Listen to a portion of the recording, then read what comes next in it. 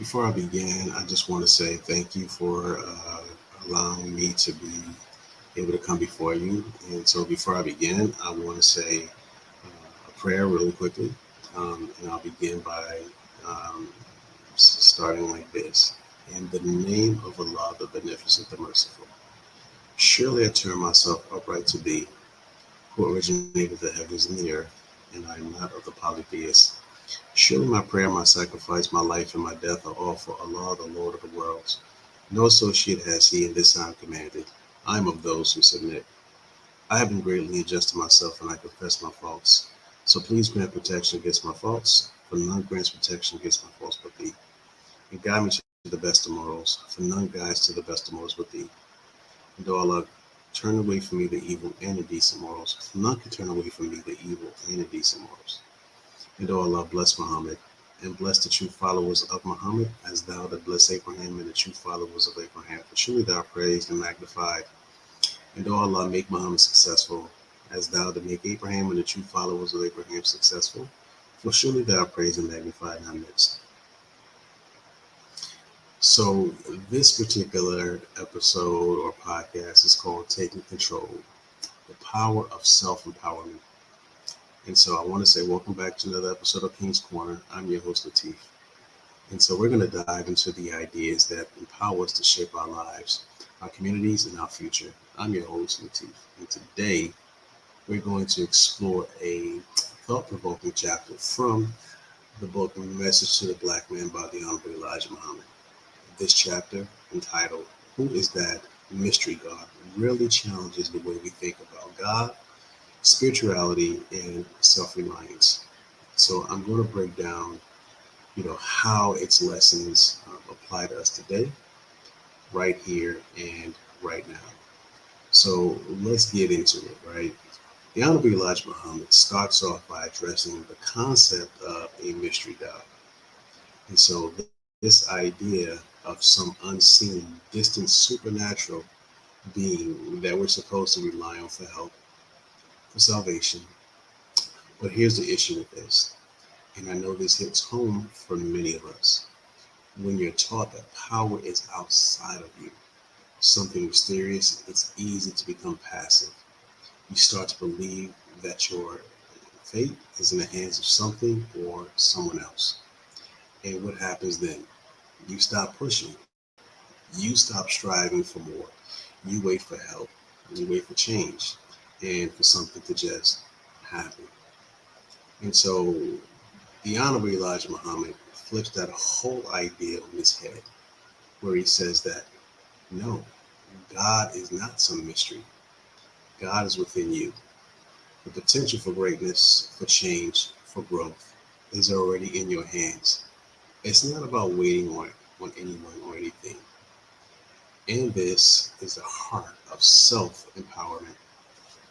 Now, let's pause for a moment and think about how this applies to our lives today.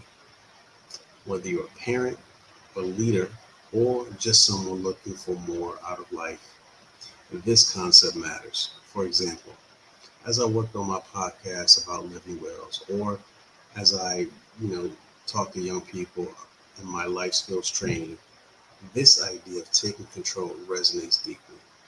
And so I can't wait for others to change my circumstance or shape my future. I have to do it myself. And I want to be able to teach these young people the same thing. Now, think about this. Think about your own children and how they might have challenges. So they may be feeling powerless in school, or maybe, it's dealing with some sort of family struggles, or even trying to figure out who they are.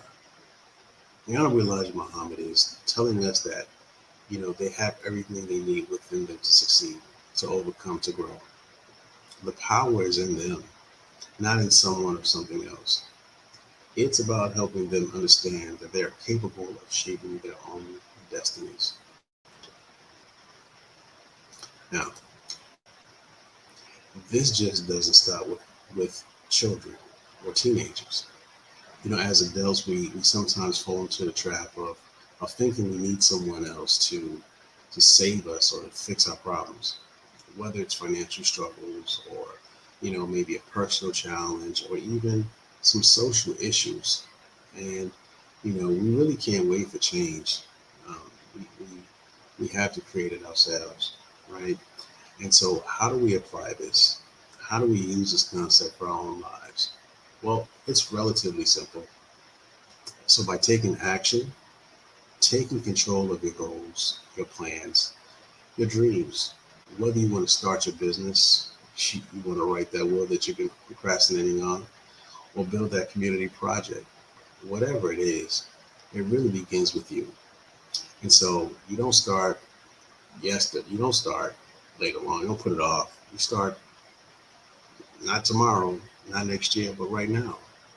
So you are well able and capable, and you have the tools to make it happen.